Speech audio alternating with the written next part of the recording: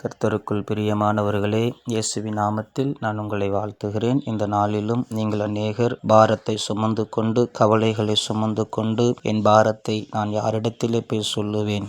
எனக்கு வெளித்தோற்றத்திலே பார்ப்பதற்கு நான் நல்லா தான் தெரிகிறேன். வெளித்தோற்றத்தில் பார்க்கறதுக்கு நான் ரொம்ப சந்தோஷமா இருக்கிற மாதிரி தான் இருக்கிறேன். ஆனால் என்னுடைய இருதயத்தில் ஒரு பாரம் இருக்கிறது. என் சிந்தனையில் ஒரு குழப்பம் இருக்கிறது. ஏதோ ஒன்றை நான் இழந்தது போல நான் உணர்கிறேன்.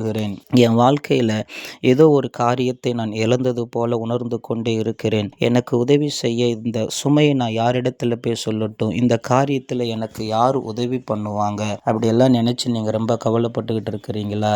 நீங்க ஏதோ ஒரு பாரத்தில் இருக்கிறதாக ஆண்டவர் சொல்லுகிறார். அப்போ இன்றைக்கு உங்களுடைய பாரம், உங்களுடைய இருதயத்தில் இருக்கிற பாரம், சிந்தனையில் இருக்கிற குழப்பங்கள், உங்களுடைய வாழ்க்கையில நீங்க தனிப்பட்ட ஜீவியத்தில் யாருக்கிட்டையும் எதுவும் சொல்ல முடியாம தவிக்கிறீங்க.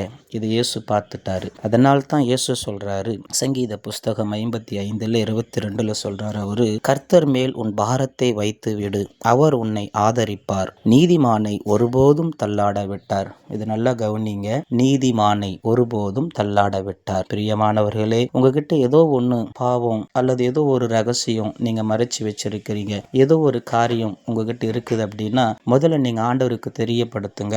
ஆண்டவருக்கு தெரியப்படுத்தி அதிலிருந்து வெளியே வாங்க.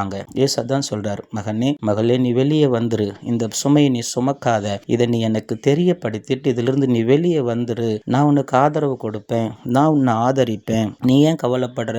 நீ ஏன் இந்த பாரத்தை சுமந்துகிட்டு இருக்கிற? இந்த பாரத்தை நீ சுமக்காத, இந்த பாரத்தை என்கிட்ட இறக்கி வச்சுட்டு நீ சந்தோஷமா இரு, அதான் எனக்கு பிரியம். அதான் பாத்தீங்களா, வேதம் சொல்லுது, சந்தோஷமா இருங்கள், எப்பொழுதும் சந்தோஷமா இருங்கள் அப்படின்னு சொல்றாரு இல்ல. அப்ப நீங்க எப்பயுமே சந்தோஷமா இருக்கணும், அதான் இயேசு எதிர்பார்க்கிறாரு. அப்ப உங்களுக்கு எந்த பிரச்சனையா இருந்தாலும் வேதத்துல சொல்லப்பட்டு இருக்கிறது, உங்களுக்கு என்ன பிரச்சனை இருக்குதோ அந்த பிரச்சனை ஆண்டவருக்கு சொல்றாரு, நீங்கள் எல்லாவற்றையும் ஸ்தோத்திரத்தோடு கூடிய விண்ணப்பத்தினாலும் வேண்டுதலினாலும் உங்கள் தேவனாகிய கர்த்தருக்கு தெரியப்படுத்துங்க. அப்ப எல்லா புத்திக்கும் மேலான தேவ சமாதானம் உங்களுக்கு வந்துடும். பாத்தீங்களா, தேவ சமாதானம் உங்களுக்கு வரும். நிம்மதியா இருப்பீங்க, கவலை இல்லாம இருப்பீங்க.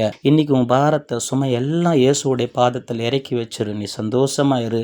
ஆண்டவர் உன்னை ஆசீர்வதிக்கிறார். இயேசுனுடைய கவலை எல்லாத்தையும் போக்குறார். உனக்கு ஒரு நல்ல வாழ்க்கை கொடுத்து ஒரு சந்தோஷமான இடத்துல உங்களை வச்சு ஆதரிச்சு உங்களை வழி நடத்துவார் இயேசு விசுவாசிக்கிறீங்களா? விசுவாசிக்கிற நீங்க எல்லாருமே இன்னைக்கு ஒப்பு கொடுங்க. கர்த்தர் உங்க வாழ்க்கையில் ஒரு நல்ல மாற்றத்தை செய்ய போகிறார். ஆமீன்.